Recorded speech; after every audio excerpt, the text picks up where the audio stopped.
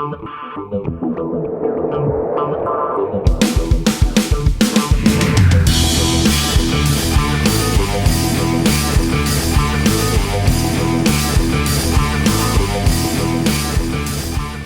what's up, you guys? Todd Falcone here. No script for my video today.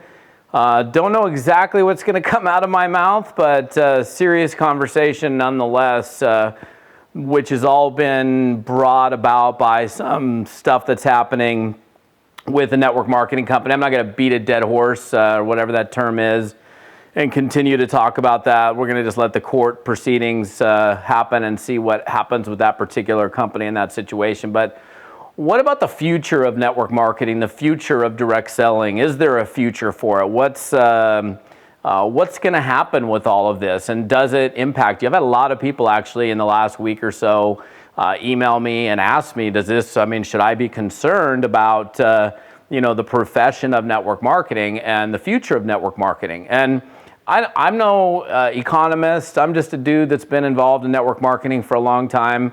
A fan, obviously. I've spent most of my business career in the profession of direct selling and network marketing, and obviously I love it. Otherwise, I wouldn't be here. So I can't predict the future. What I do know is this. I do know that and again, I don't have a script, so I'm just kind of going to go where I'm going to go.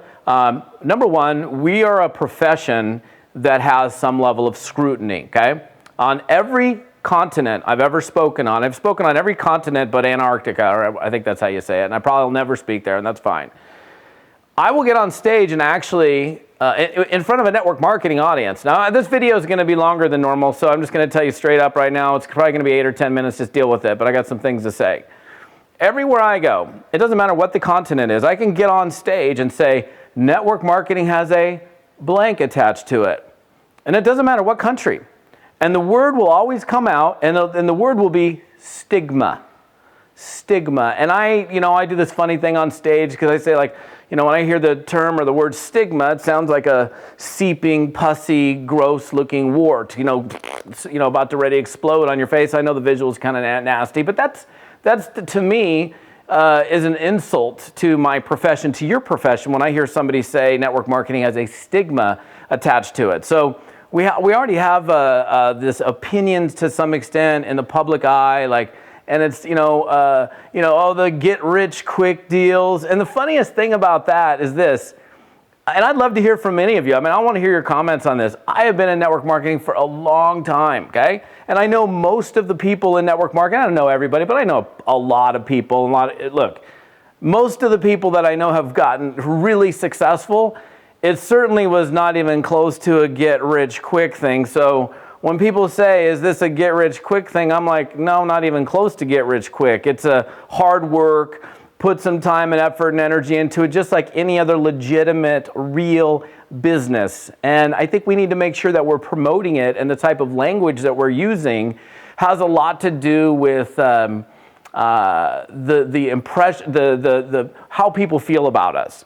So what we're saying, how we're saying it, how we're presenting it, how skilled the people are that are going out there in the marketplace and talking about network marketing has an awful lot to do with how people feel about us. So really what we need to be doing as a profession is making sure that we are putting out the right kind of language, that we're really actually training and teaching people to be professionals. Not to just go out and be ignorance on fire. Ignorance on fire gets, it might work for a little bit, but it gets you in trouble because ignorance is just that. Somebody who's ignorant, they're saying things that they probably shouldn't be saying or doing. And I'll tell you this straight up right now, if you got people on your team or teams that you see that are doing stuff, flashing their money, flashing their checks, making product claims, you got to call them to the carpet and stop that stuff from happening, because it's not only damaging you, it's damaging the potential future of your company and potentially network marketing, because anytime we have an issue, especially with like a Federal Trade Commission or FDA or any other regulatory agency anywhere in the world, and especially if they get a win, that's a black eye for network marketing and direct selling. I know, if you're watching this, and that network marketing is a real, legitimate, fantastic way of moving goods and services to end users. but we need to be doing it in a way that's just right. I mean, not lying, not exaggerating, not making claims, not saying it's easy, because it ain't freaking easy. It's hard work. This is hard work. You go talk to any network marketer who's been around the block for any period of time, and they'll tell you straight up, it ain't easy. So why the hell are we out telling anybody in the marketplace, any of our prospects, that it's easy? Because when we know it's not, then there's nothing wrong with something that's hard, right? Nothing wrong with something that's hard to do. It's a challenge. We have to grow through that experience. Our character has to grow through that experience. It forces us to grow as human beings when something's more challenging. I think that's beautiful, rather than it just being simple and easy to do. It just happens overnight. So again, I don't know exactly where I'm going in this video, other than, look, I don't know what the future is. I do believe that, we have a $180 billion a year global profession. It's not going to be disappearing because of one court proceeding, that's for sure. But I think it's a wake-up call for you company owners and top distributors and everybody involved in this profession to look at ourselves and go, are we teaching the right kinds of principles? Are we saying the right kinds of things? And are we doing things that truly do uplift the level of professionalism in this profession of network marketing? The reality is this, that jobs are kind of hard to come by right now. And gone are the days, especially in the US. I mean, let's look at the United States. I was doing something with my kid the other day, and I'll probably brain fart on it, and I'm not gonna remember where it was. Yeah, I used the word brain fart, get over it. But here's the thing, like all of our manufacturing, for example, is gone. There's very little manufacturing left in the US. It's all basically gone to China, okay? So all of our manufacturing has gone to China and all these other countries. I mean, look at every product that's in your house. How much of it is made in America? There's not much manufacturing left in America. And I'm not going to get political in this conversation, but the reality is manufacturing labor is cheap in China. So if somebody's trying to produce a product, whatever that product is, it's cheaper to produce the product in China to get out in the marketplace. Unfortunately, that's the way it is. I don't know, maybe we can do something with manufacturing, but labor here in the US is very expensive. So that's why these companies are taking this stuff to other places, right? So look, I mean, here, check this out. Hold on a second. I'm going to get off camera for a second. I'm going to go over here. Like, I'm sure, hold on, that this little basketball, where's this basketball made? Made in China. Everything is made in China, okay? So while manufacturing completely disappears in the US marketplace, what's there to replace it? You got hundreds of thousands of college students coming out of school trying to find a job. And I love it. The fact, you know what? The fact that college kids have an opportunity to, or brand new graduates who are coming out of college have an opportunity to get involved in a network marketing enterprise, to get involved in direct sales. I started at age 22, right out of school.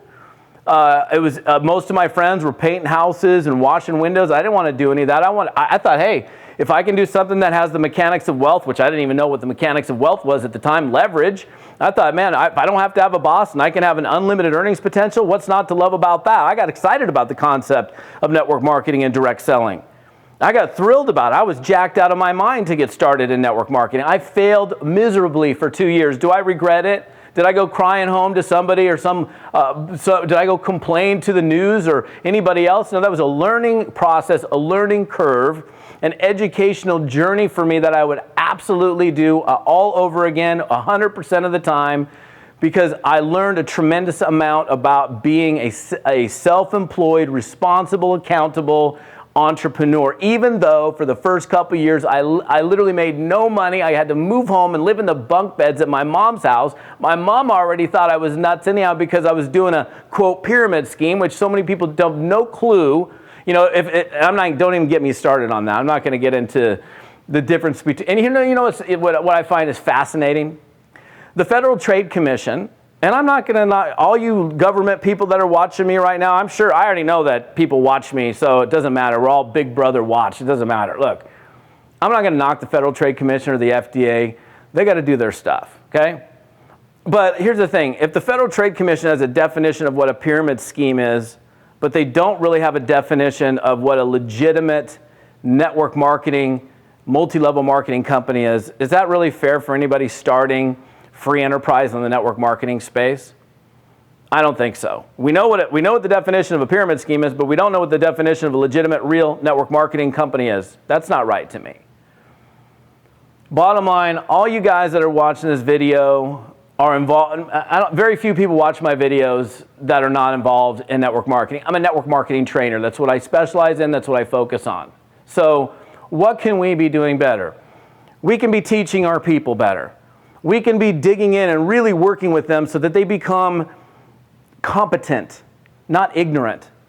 That they're doing things that are the right way, and then if we see them doing something that we know is not right, we call that crap to the carpet today and stop it. And that we focus on and making sure that every single one of you are marketing a product or service, right? That's what we do in this business. That's what the distribution model of network marketing or multi-level marketing is moving a product or service through a network of other human beings, okay? That's the basis of it. That we're actually moving product to end users. So that, and I think more than anything this week, above all else, the focus on generating real, legitimate customers, customer acquisition, and customer retention, I think that's a highlight for all of us. Two subjects: customer acquisition, customer retention, distributor acquisition, distributor retention. You want to focus on those four things, and you'll be a successful person in this business. I welcome your feedback. I'm excited to be involved in network marketing. Rough week and a half for us, but hey, you know, that's the way life is. We have the seasons of life. And right now we're in a little wintry time, even though it's 100 and something outside here in Scottsdale, Arizona. I love you guys. I'm going to keep feeding you as much as I possibly can. Let's be professionals out there. Do me a favor, forward this video to anybody you know in network marketing. I think we all need to hear this message, and we'll see you guys soon.